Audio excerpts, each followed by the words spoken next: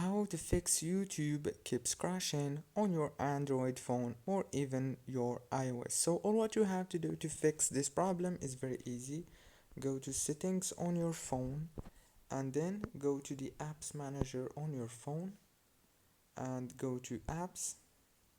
Now it will take you to this page. Right here you will find all the apps that you have on your phone. Scroll down and search for YouTube like this until you find the YouTube, and here is it. As you can see, click on it and now click on permissions and make sure to disable all those permissions right here, and then go back, click on storage, click on clear data and clear cache, go back, click on force stop, and now the last step, go to Play Store and search for YouTube like this and click here on update if there is a new update for you. And now all what you have to do is restart your phone, and I am sure it's gonna be working for you good. Don't forget to like, subscribe.